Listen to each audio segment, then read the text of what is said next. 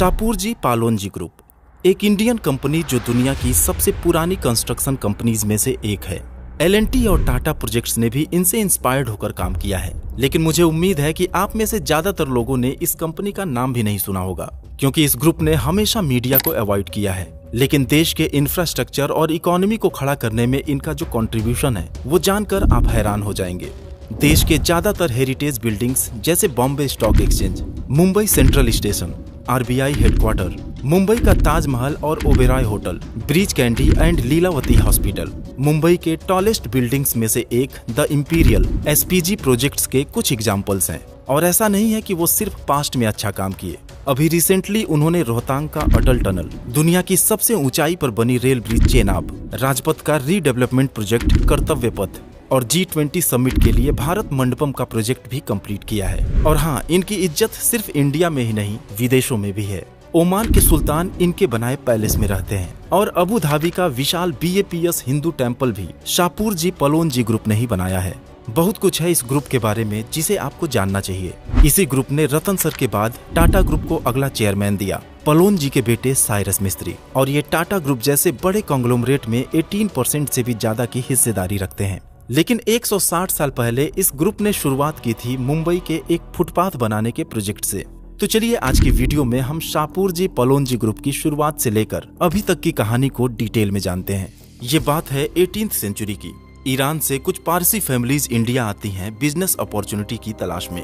हालांकि उस वक्त ब्रिटिश हुकूमत ने देश पर अपना दबदबा बना रखा था। मुंबई एक इंडस्ट्रियल हब के रूप में तब्दील तो हो रहा था, लेकिन ट्रेडिंग के अलावा हम इंडियंस के पास कुछ ज्यादा ऑप्शंस नहीं थे। सभी मिल्स, फैक्ट्रीज और प्रोडक्शन यूनिट्स या तो अंग्रेजों के कब्जे में थे या तो हमारे जरूरत का सामान ब्रिटेन से इंपोर्ट होकर आता था। यहाँ तक कि टाटा और बिरला जैसे बड़े बिजनेस घराने भी कॉटन और अफीम की ट्रेडिंग से आगे नहीं बढ़ पा रहे थे। लेकिन ऐसे माहौल में एक यंग पारसी पालोनजी मिस्त्री ने भीड़ से अलग हटकर कंस्ट्रक्शन के काम में हाथ आजमाने की हिम्मत जुटाई। हालांकि इंफ्रास्ट्रक्चर सेक्टर में काम की कोई कमी नहीं थी, लेकिन एक इंडियन के लिए इस सेक्टर में अपनी जगह बनाना लगभग नामुमकिन था। और साथ ही पालोनजी के पास न तो ज्यादा पैसे थे और न ही उनकी अंग्रेजों में अच्छी पकड़। लेकिन अपने बिजनेस को प्लान करके उन्होंने एक ब्रिटिश से दोस्ती की और साथ मिलकर साल 1865 में लिटिल वुड पालोनजी के नाम से एक कंस्ट्रक्शन कंपनी की शुरुआत की। वो छोटे मोटे कंस्ट्रक्शन का काम तो करने लगे, लेकिन जब भी किसी गवर्नमेंट प्रोजेक्ट के लिए अप्लाई करते तो कोई ना कोई इशू बताकर उन्हें साइड लाइन कर दिया जाता और वो कॉन्ट्रैक्ट किसी स्टैब्लिश्ड ब्रिटिश कंपनी के हाथों में चला जाता था। लेकिन पालोनजी इन सब के लिए मेंटली प्रिपेयर्ड थे, इसलिए वो घबराए नहीं और लगातार गवर्नमेंट प्रोजेक्ट्स में अपना प्रपोजल सबमिट करते रहे। और आखिरकार उन्हें मुंबई के चौपाटी में एक फुटपाथ के कंस्ट्रक्शन का काम मिला। उनके क्वालिटी वर्क को देखकर अंग्रेज काफी इंप्रेस हुए और फिर उन्हें मालाबार हिल में एक रिजर्वायर के कंस्ट्रक्शन का काम मिला, जिसके जरिए अगले 100 ईयर्स तक आसपास के घरों में वाटर सप्लाई की गई। धीरे धीरे उनकी कंस्ट्रक्शन कंपनी को काफी काम मिलने लगा और सिर्फ 13-14 साल की उम्र में उनके बेटे शापूरजी मिस्त्री धंधे में उनका हाथ बटाने लगे और फिर कंपनी का नाम शापूरजी पालोनजी एंड कंपनी कर दिया गया। फिर साल आया 1930, जब मुंबई के गवर्नर ने 1.6 करोड़ में उन्हें बॉम्बे सेंट्रल रेलवे स्टेशन बनाने का कॉन्ट्रैक्ट दिया। और यह कॉन्ट्रैक्ट SPG के लिए एक मौका था खुद को साबित करने का। दिन रात की कड़ी मेहनत के बाद सिर्फ 21 महीने के रिकॉर्ड टाइम में इस प्रोजेक्ट को कंप्लीट कर लिया गया, जिसके बाद SP ग्रुप सबकी नजर में आ गया कि कोई इंडियन कंपनी भी है जो बड़े इंफ्रा प्रोजेक्ट्स को तेजी से कंप्लीट कर सकती है। फिर दौर शुरू हुआ 1940 का, जब देश में अंग्रेजों के खिलाफ एक लहर थी और ब्रिटिश बिजनेसमैन अपना धंधा समेटना शुरू कर दिए थे। उसी वक्त एक British finance firm FE Dinshaw and company पर उनकी नजर पड़ी, जो बड़े बिजनेस ग्रुप्स के लिए लोन अरेंज करती थी।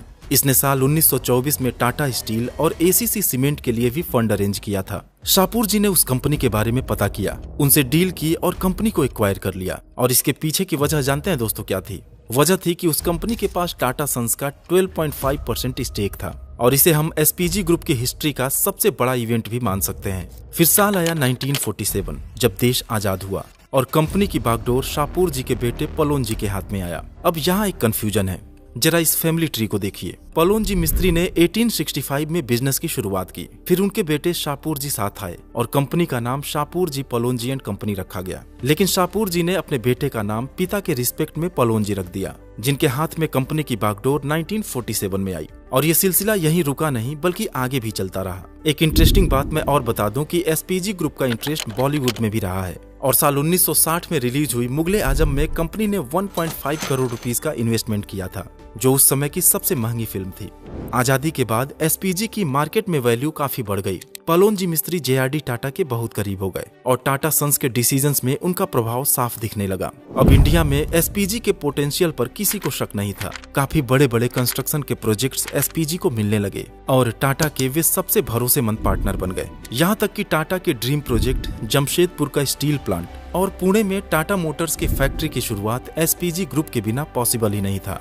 और दोस्तों, आप भी टाटा जैसी कंपनीज में इन्वेस्ट करके प्रॉफिट कमाना चाहते हैं तो जरूरत होगी एक डीमैट अकाउंट की, जो आमतौर पर हम ऐसे ब्रोकर के साथ ओपन करना पसंद करेंगे जहां पर अकाउंट ओपनिंग बिल्कुल फ्री होता है। बट इस केस में हम अपने इन्वेस्टमेंट या फिर ट्रेड्स पर बहुत सारा ब्रोकरेज पे कर रहे होंगे। लेकिन अगर हम M stock by Mirae asset के साथ अपना डीमैट अकाउंट ओपन करते हैं तो delivery, intraday, future and option, mutual funds और आईपीओ जैसे सभी सेगमेंट के अंदर जीरो ब्रोकरेज का फायदा उठा सकते हैं। और इस zero brokerage for life across all products का फायदा मिलता है सिर्फ 999 के प्लान में। और इसके अलावा एडिशनल 999 का पेमेंट करके आप लाइफ टाइम एएमसी चार्जेस से भी छुटकारा पा सकते हैं। एम स्टॉक के साथ आपको one of the lowest daily interest rates यानी सिर्फ 6.99% पर मार्जिन ट्रेडिंग फैसिलिटी भी मिलती है। साथ ही 1 click order execution, 1 click order placement और वॉइस सर्च से अपने फेवरेट स्टॉक को खोजने जैसे कई और बेहतरीन फीचर्स तो यहाँ आपको मिल ही जाते हैं। मिराई एसेट 25 ईयर्स ओल्ड एक फाइनेंस कंपनी है जो 16 कंट्रीज में अपनी बेहतरीन सर्विसेज के लिए जानी जाती है और एम स्टॉक पर 60 करोड़ से भी ज्यादा ट्रेड्स, 1800 करोड़ का एमटीएफ बुक और 15 लाख से भी ज्यादा यूजर्स इसके रिलायबिलिटी को दिखाते हैं। तो फिर देर किस बात की, एम स्टॉक के साथ अभी अपना डीमैट अकाउंट ओपन करिए और अपने ट्रेडिंग एंड इन्वेस्टमेंट जर्नी की शुरुआत करिए। अधिक जानकारी आपको डिस्क्रिप्शन में दिए लिंक से मिल जाएगा। चलिए कहानी पर वापस लौटते हैं।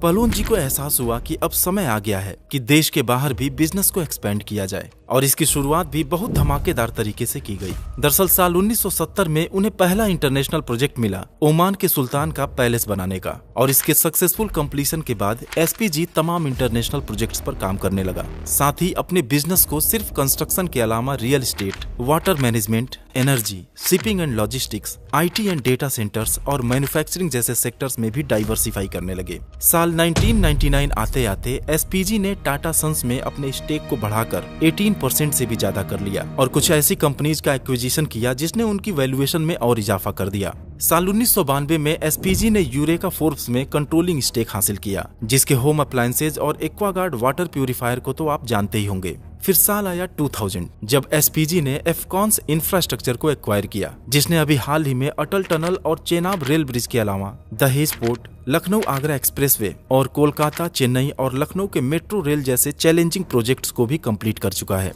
पलोनजी के दोनों बेटे शापूर और साइरस मिस्त्री एसपीजी के बिजनेस में पूरी तरह से इन्वॉल्व हो चुके थे। सब कुछ अच्छा चल रहा था और अब मिस्त्री फैमिली टाटा के साथ सिर्फ एक बिजनेस पार्टनर ही नहीं था, बल्कि दोनों परिवार एक रिश्ते में भी बंध गए थे। दरअसल साल 1986 में ही साइरस मिस्त्री की सिस्टर अल्लू मिस्त्री की शादी रतन सर के सौतेले भाई नोवेल टाटा से हो गई थी, जो आज टाटा ट्रस्ट के नए चेयरमैन बनाए गए हैं। साल था 2012। रतन सर अपने बाद के उत्तराधिकारी की खोज में थे और काफी मीटिंग्स और डिस्कशंस के बाद साइरस मिस्त्री के नाम पर मुहर लगा। लेकिन टाटा की कमान संभालने से पहले एसपीजी की पूरी जिम्मेदारी उन्होंने अपने भाई शापूर मिस्त्री को सौंप दी। लेकिन उसके बाद का दौर एसपीजी के लिए अच्छा नहीं रहा, बुरे दिनों की शुरुआत हो चुकी थी। और दोस्तों, जैसा कि आप जानते हैं कि टाटा ग्रुप सिर्फ प्रॉफिट के लिए बिजनेस नहीं करता, लेकिन साइरस मिस्त्री का काम करने का तरीका प्रॉफिट ओरिएंटेड था, जो टाटा के कोर वैल्यूज के बिल्कुल खिलाफ था। फिर क्या था, पूरा बोर्ड साइरस मिस्त्री के खिलाफ खड़ा हो गया और मजबूरन रतन सर को साल 2016 में उन्हें चेयरमैन के पद से हटाना पड़ा। साइरस मिस्त्री टाटा के खिलाफ कोर्ट भी गए,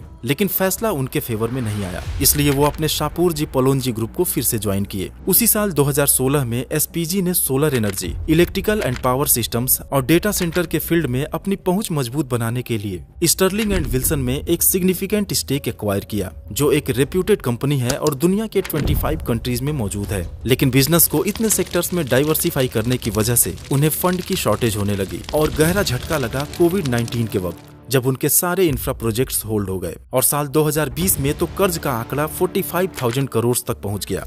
अब आप सोच रहे होंगे कि जिस कंपनी के पास टाटा सन्स का 18% से भी ज्यादा स्टेक हो उसके लिए ये रकम तो मामूली सी है, लेकिन प्रॉब्लम यह है कि कुछ लीगल चैलेंजेस की वजह से वो अपना स्टेक सेल नहीं कर सकते थे। फिर जब कोई ऑप्शन नहीं दिखा तो शाहपुर और साइरस ने अपने कोर बिजनेसेस को छोड़कर बाकी कंपनीज जैसे Sterling and Wilson, Eureka Forbes के स्टेक्स सेल करने लगे। लेकिन उसके बाद साल 2022 शाहपुर जी पलोनजी ग्रुप के लिए सबसे बुरा रहा, जब साइरस मिस्त्री के पिता की डेथ के कुछ ही महीनों बाद खुद साइरस मिस्त्री की भी एक कार एक्सीडेंट में डेथ हो गई। और आज की स्थिति यह है कि साइरस मिस्त्री के भाई शाहपुर मिस्त्री अपने बेटे पलोन और साइरस के बेटे फिरोज और जहान के साथ कंपनी को संभाल रहे हैं। तो दोस्तों, उम्मीद है कि शाहपुर जी पलोनजी ग्रुप के बारे में आपको कुछ नई जानकारी मिली होगी।